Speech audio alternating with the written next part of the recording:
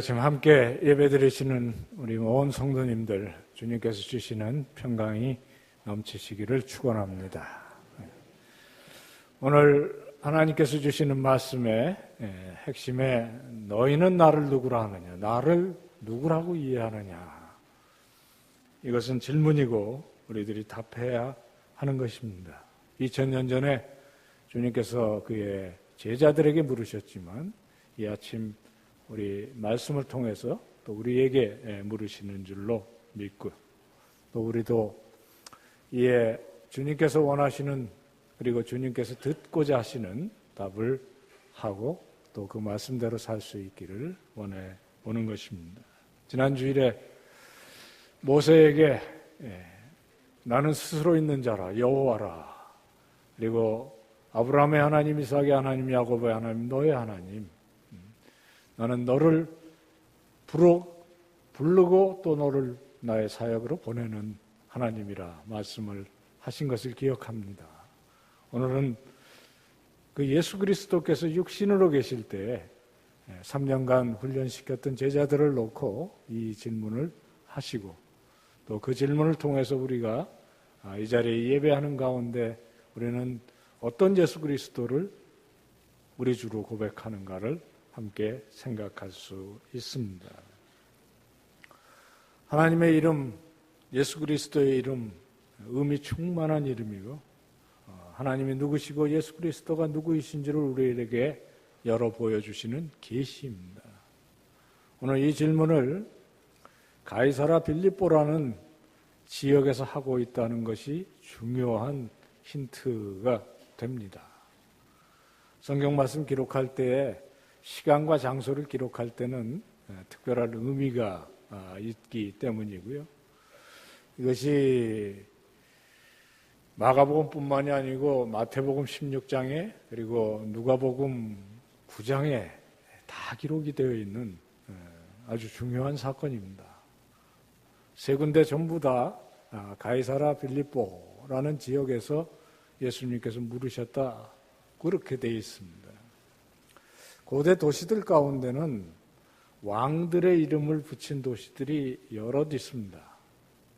마게도니아의 큰 황제였던 알렉산더는 세상을 정복하는 가운데 동쪽으로는 인도까지 가고요, 남쪽 서쪽으로는 이집트까지 점령을 한 후에 이집트의 한 도시를 자기의 이름으로 부르기 시작했습니다. 알렉산드리아라. 그래, 지금까지도 그렇게 불리는 도시가 있습니다.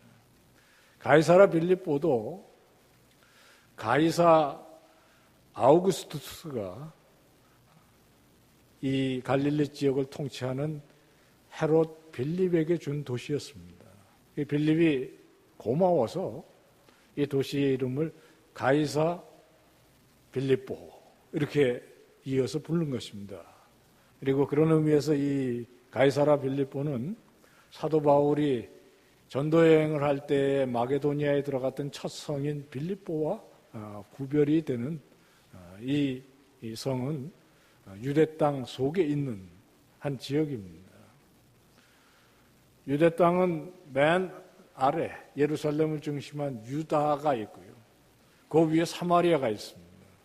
그리고 제일 위에 예수님이 고향으로 생각하시는 갈릴리가 있고, 갈릴리의 제일 끝에 있는 도시가 이 가이사라 빌립보입니다.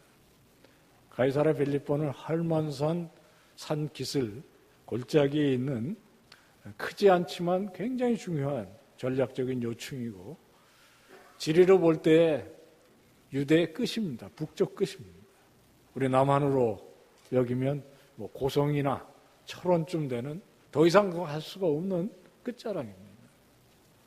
예수님께서 하나님의 나라를 전파하시는 사역을 유대 땅에서 시작하시고, 그리고 걸어서 제자들과 함께 사마리아를 거쳐서 갈릴리에 이르러 여러 도성을 다니시면서 하나님의 나라를 선포하시고, 이제 이 가이사라 빌립보를 기점으로 해서 남쪽으로 내려오시기 시작하는 사건의 얘기가 오늘 본문에 마가복음 8장에 기록이 되어 있는 것입니다.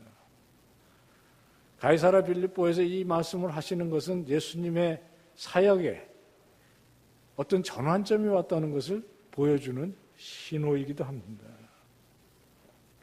이것은 지리적으로 이제 올라가서 내려오는 그런 사건일 뿐만 아니라 이 때가 예수님의 전체 사역 중에 굉장히 중요한 고비를 넘어서고 있다는 것을 보여주는 것입니다. 예수님의 많은 일들이 있고 많은 가르침이 있지만 예수 그리스도가 우리들에게 보여주신 계시 중에 계시는 첫째, 내가 누구냐 하는 것입니다. 그리고 내가 무슨 일을 하는지를 알아야 하는 것.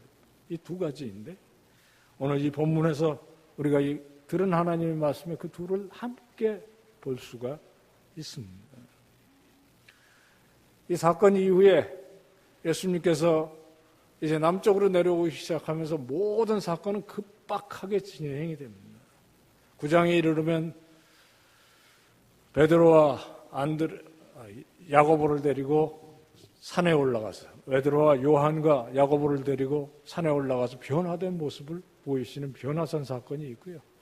10장에는 이미 유대 땅에 들어오신 예수 그리스도를 보고 11장에는 다음 주에 우리가 기념할 종려주일에 예루살렘 입성으로 들어가고 바로 십자가를 향해서 가시는 예수 그리스도의 모습을 보게 되는 것입니다. 마가복음은 거의 의도적으로 이 사건을 정확하게 16장 중간인 8장에 기록하고 있는 것입니다. 1장부터 8장까지 예수 그리스도가 누구시냐를 보이셨다면 이제 이 사건을 중심해서 주는 그리스도시요 살아계신 하나님의 아들이라는 고백 이후에 자기 자신이 하실 일을 보이시고 그 사건을 통해서 예수 그리스도가 성취하실 일이 무엇인지를 보이시는 그 핵심적인 장이 마가복음 9장이고요. 마태복음 16장이고요. 그리고 누가복음 9장인 것입니다. 이런 모든 사건의 중심에는 예수 그리스도가 누구시냐 하는 질문과 그에 대한 답이 있는 것입니다. 사람이 유명해지면 많은 소문도 따라붙고 때로는 거기에 정확하지 않은 그런 오해도 있고요. 또 심지어 그것이 잘못 전달되면 신화가 되기도 하고 그렇습니다. 제 대학 은사님 가운데 아주 유명하신 분이 한 분 계시고 제가 평생의 스승으로 생각하시는 분이 계십니다. 텔레비전에도 자주 나오시기 때문에 뭐 전국적으로 유명하세요. 그래서 같이 어떻게 길이라도 가시려면 여러 가지 귀찮은 게 많습니다. 한 번은 버스 정거장에서 버스를 기다리고 있는데 알아보시고 보고 인사하는 분이 얼마나 많은지 버스가 한 대 왔는데 그분들하고 인사 나누느냐 기다리고요. 두 번째 버스 지나가고요. 세 번째 버스까지 지나가려고 하니까 제가 옆에서 짜증이 나더라고요. 버스 타니까 또 그 안에서 인사하는 사람이 있고요. 선생님 운전하고 다니세요. 또 대중교통을 고집하세요. 이 선생님에 대해서 저희 어릴 학생일 때 많은 얘기를 듣습니다. 공부는 어떻게 하셨고 그래서 외국어는 한 10개쯤 능통하신다 그런 전설이 있어요. 제가 한 40년 옆에서 보니까 10개는 아닌 것 같아요. 하나는 확실하게 잘하세요. 한국말은 굉장히 잘하십니다. 사람도 그렇습니다. 근데 예수 그리스도야말로 많은 소문과 많은 놀라움을 주신 분 아닙니까? 어린아이가 먹고 그칠 만한 그 점심 해당하는 오병이어 떡 5개로 5,000명을 먹이시고 12광주를 거두셨죠. 손만 대우면 더러운 귀신 쫓겨나고 수십 년 묵은 질병이 고쳐지고 말씀만 하셔도 병이 나고요. 소문이 자자하게 퍼져나갑니다. 직접 보지 못한 사람들은 아마 많은 상상을 해서 예수 그리스도가 누구일까 보고 싶어 하기도 하고요. 제일 가깝게 있던 제자들에게 너희는 나를 누구라 하느냐 그렇게 묻고 계시는 것입니다. 그에 앞서서 세상의 사람들은 나를 누구라고 하느냐 그렇게 물으셨습니다. 제자들의 귀에 들려온 몇 가지 답이 있습니다. 세례 요한이 죽었다 살아났나 보다. 있을 수 있는 얘기입니다. 세례 요한이야말로 구약 성경이 끝나고 400년 동안 선지자가 없다가 광야에서 회개를 선포하고 세례를 베풀어서 예수 그리스도를 준비시키다가 헤롯에게 비명의 목숨을 잃은 정말 안타까운, 다시 보고 싶은 선지자가 아닙니까? 엘리야, 갈멜산에서 바알 선지자들을 퇴치시킨, 하늘에서 불을 내려오게 한 사도이니, 선지자이니, 그 선지자가 다시 살아났다고 이야기하는 것도 그렇게 놀랄 일이 아닌 것 같습니다. 분명히 선지자 중에 하나다. 유대 사람들에게 퍼진 이 많은 소문들, 정확하지 않은 소문입니다. 예수님께서 기뻐하실 수 있는, 그래, 그것이 나다, 이렇게 추인해 주실 수 있는 답이 아닙니다. 오늘날도 이 세상에는 예수 그리스도에 대한 잘못된 이해들이 가득합니다. 오늘 아침 예배드리는 우리 성도님들 가운데는 그런 오해가 없으신 줄로 믿습니다. 제가 고등학교 책을 지난 입시 때 거기에 기초해서 출제를 하느냐고 들여다보니까요, 예수 그리스도는 5대 성인 중에 하나다, 그리고 아주 후한 인심을 쓰듯이 쓴 글이 있더라고요. 석가모니, 공자, 마호메트, 그리고 소크라테스, 그리고 예수 그리스도.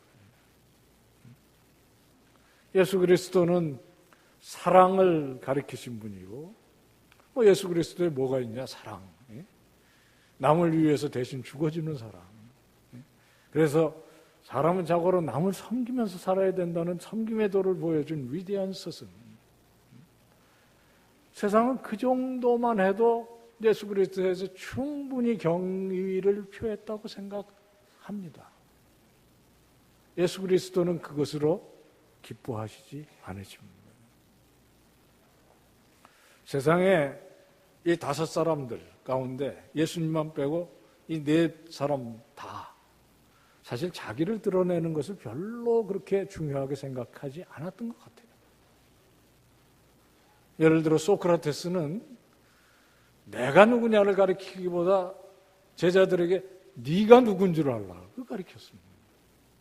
내 자신을 알라, 이렇게 가리켰어요. 이거 믿으셔야 돼요. 제 철학 선생입니다. 소크라테스뿐만이 아니라 석가모니에게 누가 가서 당신님 부처님이십니까? 사실 석가모니는 당신이 부처님이십니다, 영광과 존귀와 능력과 힘과 권세를 받으소서, 그러면 아마 깜짝 놀랐을 거예요. 그게 아니라 우리는 다 부처를 가지고 있다, 그것을 네가 보아야 한다, 그렇게 가르쳤습니다.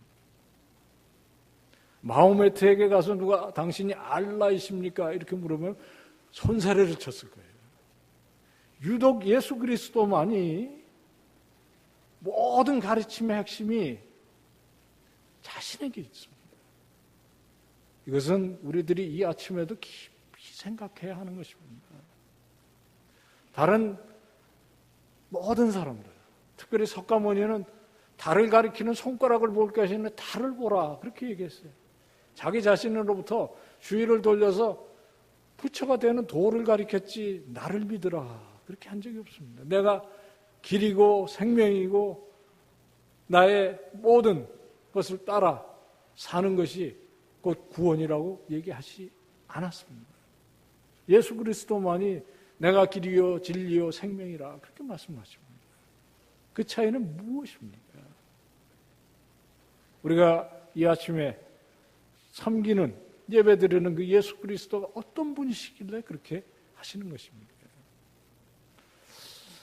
사실 예수 안 믿다가 교회에 들어오면 아주 진솔한 질문 중에 하나가, 왜 하나님만 믿으면 되지 예수 그리스도가 그렇게 자꾸 여기서 거론되고 십자가는 왜 그렇게 또 중요한 것일까? 사실 예수를 처음 믿는 사람들 가운데는 진짜 의아해하는 사람이 있습니다. 왜 기독교는 모든 것이 하나님과 그리고 예수 그리스도에 모여 있는가? 특별히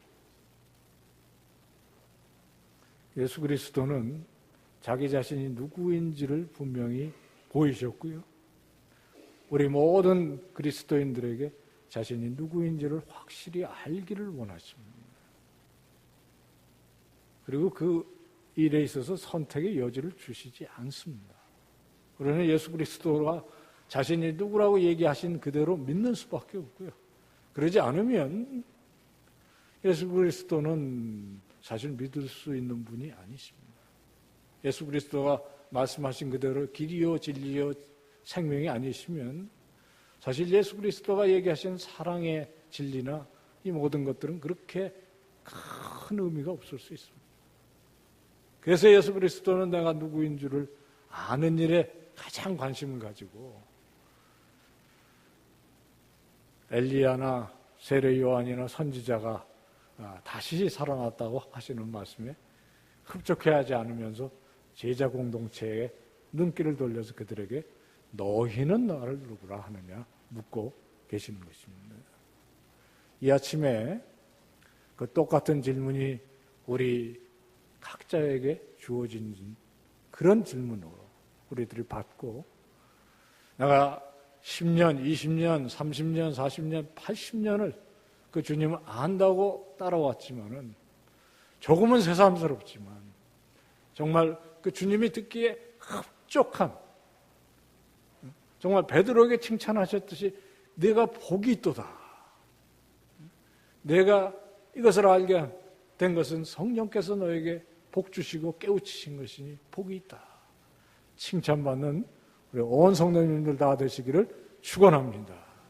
그렇게 되셔야 합니다. 그것이 우리의 고백이고 우리의 찬양이고 우리가 하나님께 모인 그 이유인데 그것이 은근히 늘 서서 우리도 베드로와 더불어 주는 그리스도시여 살아계신 하나님의 아들이니라 그리고 칭찬받는 우리가 되어야 하겠습니다. 그것이 복음의 첫 번째 내용입니다. 베드로 그 고백을 사실 사도들을 대표해서 했다고 본문을 해석하는 것이 정설입니다. 베드로가 특별히 똑똑해서 다른 11제자는 머리를 이렇게 극적거리고 있는데 베드로는 용감하게 손들고 그렇게 해서 베드로만 그러고 니들은 다 F다. 그런 게 아니라는 거예요. 왜냐하면 베드로야 네가 개바고 그리고 이 신앙 고백 위에 내 교회를 세우겠다 그랬을 때 두 번째 그 베드로는 사실 베드로가 아니고 반석이라는 뜻이거든요. 우리 충신교회가 사실 사도신경을 고백하면서 오늘도 예수 그리스도 하나님의 아들인 것을 고백함으로 이 예배를 시작했는데 이 교회가 바로 그런 공동체고요. 우리 모두가 다 이 아침에 그 신앙 고백으로 예배를 드렸고 하나님께서 축복하시는 줄 압니다. 그러나 거기서 한 걸음 더 나가야 될 것이 그 본문 뒤에 있습니다.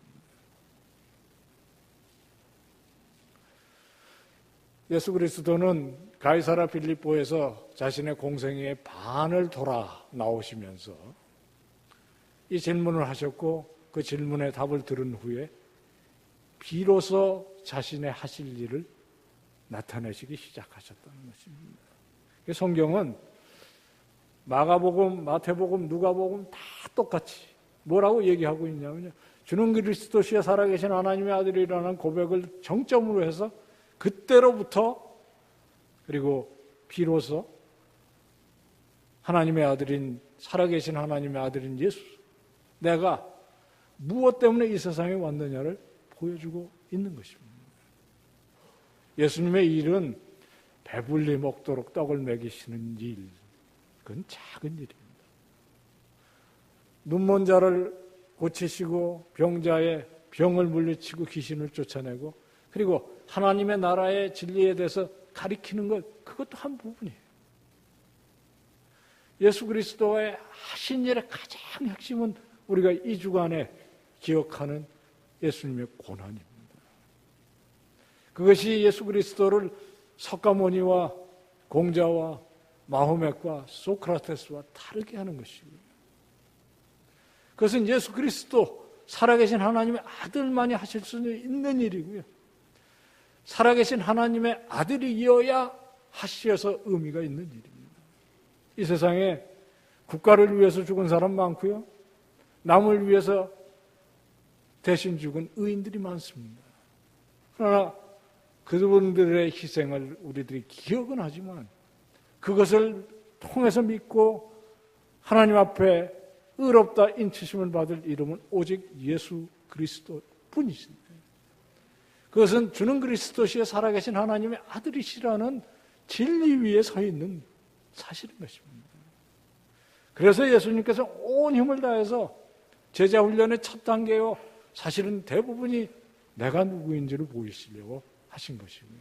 마침내 예수님 주변에서 그를 따라 3년을 동행했던 제자들은 그것을 깨달았다는 것인데, 우리들이 다 그런 사람인 줄로 믿습니다.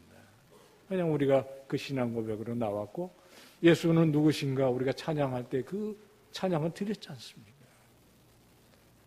그래서 사실 중요한 것은 그 다음이 아닌가, 우리들이 그것을 새겨보려고 하는 것입니다. 저문을 나가기 전에 이 순환 주간에 우리들이 기억하고 싶은 것은 그 예수 그리스도가 하신 고난의, 희생의, 죽으심의 의미가 우리들에게 부르시는 소명이 무엇인지를 깨닫고 나아갈 수 있기를 원하는 것입니다.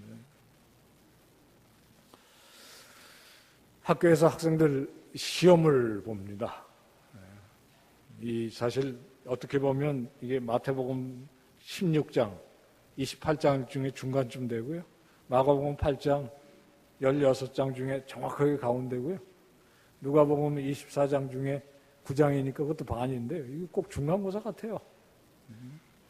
예, 학교에서 필기고사를 볼 수도 있지만 뭐 숫자가 많지 않은 아주 도제식 교육에는 이 구술시험을 볼 수 있습니다. 그 구술시험 참 좋아요. 왜냐하면 그 구술시험 보려면 선생을 직접 만나야 되니까 굉장히 긴장하고 정말 준비를 잘해야 되거든요. 그리고 들어가서 그 선생님하고 보내는 시간이 굉장히 교육적인 시간이 될 수 있습니다. 저희 학교 입학시험을, 저희 총신대학교는 이 신학과뿐만이 아니고 나머지 8학과도 세례교인이 아니면 이 원서도 내질 못합니다. 그런데 오는 학생들이 진짜 교인인지를 좀 확인을 해야 되니까 시험을 보는데, 옛날엔 필기고사를 보니까 그것 때문에 원서 접수를 안 하고 가는 학생이 너무 많아요. 그래서 할 수 없이 저희들이 이걸 면접으로 돌렸어요. 그래서 면접이 들어오면 신앙에 대해서 묻습니다. 예를 들어 성경 문제를 내서 물어요. 제가 3년 전에 이런 문제가 있었습니다. 제가 문제 유출하는 겁니다. 예수님의 첫 번째 이적이 뭐냐 이렇게 물어요. 그러면 그 간단한 질문에 아이들의 신앙의 척도가 이렇게 보인다니까요. 예수님의 첫 번째 이적이 뭐냐? 뭐 술술 나오면 그건 만점이고요. 답이 안 나오면 빵점이죠. 뭐. 어느 쪽이 더 많은 것 같으세요? 불행하게도 머리를 극적거리는 아이들이 훨씬 많습니다. 세례교인인데. 빵점을 줘야 되는데 빵점을 주면 얘가 재면접에 가야 되고요. 되게 낙심해가지고 어떤 애는 그것 때문에 학교에 항의도 하고 고소도 할 참이에요. 그런 것 때문에. 그래서 이제 겪어보면 요령이 생기거든요. 그래서 답이 안 나올 것 같으면 힌트를 주기 시작합니다. 그래서 이게 이 결혼식하고 관계가 있다. 그럼 답이 나와야 되는데 여전히 이러고 있어요. 그럼 하나 더 줍니다. 이게 물하고 관계가 있다. 답이 안 나와요. 그럼 할 수 없이 마지막으로 포도주하고 관계가 있는데 이러면 답을 하는데 어느 한 학생이 이제 대답해도 되냐. 그래서 하라고 그랬더니 이 포도주 무한 리필 사건이었었대요. 그래서 제가 60점 줬어요. 예. 그리고 제발 성경 좀 읽으라고 당부해서 보냈습니다. 주는 그리스도시에 살아계신 하나님의 아들이니라 명답입니다. 더 붙일 것이 없어 보입니다. 그러나 기독교는 거기서 그칠 수 없는 신앙입니다. 우리 성도님들, 사랑하는 성도님들, 우리가 다 예수 그리스도가 하나님의 아들이신 것을 모르지 않습니다. 이건 지식의 문제예요. 모르면 배우면 됩니다. 우리 강 목사님이 여기서 휴가라고 선포하실 것이고요. 우리 신 목사님을 비롯해서 온 교육자들이 때때마다 가니까 기독교가 뭐 복잡한 것이 있습니까? 살아계신 하나님, 역사하시는 하나님, 우리를 사랑하시는 하나님, 그 사랑이 예수 그리스도를 통해서 증거됐다는 그 위에 뭐가 더 있습니까? 어린아이도 깨칠 수 있고 사실 학교 공부를 할 기회가 없었던 분들도 깨우치는 거 아닙니까? 들으면 이해되는 것입니다. 이건 배우면 돼요. 예수 그리스도께서 너는 나를 누구라 하느냐, 그 배운 대로 그냥 고백하면 됩니다. 그러나 예수 그리스도께서 진정 원하는 것은 바요나 시모나 내가 복이 있다. 성령께서 정말 네 마음 가운데 깨우쳐 주셨구나. 이제 중요한 것은 내가 누구인 줄 알았다면, 그리고 네가 내 제자라면 내가 하는 일이 무엇인지를 이해해다오. 나는 네가 꿈꾸고 생각하는 것처럼, 또는 너희들 가운데 누가 크냐? 예수 그리스도가 이제 로마를 깨트리고 이 세상의 왕이 되었을 때 내가 두 번째 자리에 앉을 것인가, 세 번째 자리에 앉을 것인가, 내가 수제자니까, 이것이 아니라 그 영광은 마지막 날에 오겠지만 지금 당장 이 죄악 많은 세상을 위해서 내가 몸을 입고 이 땅에 왔고, 그리고 배신을 하고 팔아먹을 이 인간들을 위해서 내가 이제 십자가를 지기로 내려간다. 그걸 보이시는 것입니다. 여기서 베드로는 천국과 지옥을 왔다 갔다 합니다. 내가 복이 있다. 내 신앙 고백 위에 내 교회를 세우겠다. 이건 천국이에요. 그러나 예수님의 이 고난에 대한 메시지에 손살을 치면서 그렇게 할 수 없다 막아섰을 때, 사탄아, 이게 불과 몇 절 아닙니까? 이상하지 않습니까? 그게 우리 속에 있는 두 역설 아닙니까? 저는 오늘 이 말씀을 전해야 하는데, 준비를 하면서 정말 이 고난이 내 마음을 사로잡는 감격인가? 그래도 저는 4대째 신앙인이긴 해도 제 자신이 주님과 만났다가 거꾸로진 이후에 그래도 주님의 뜻을 찾느냐고 열심히 살아왔다고 그렇게 생각하면서요.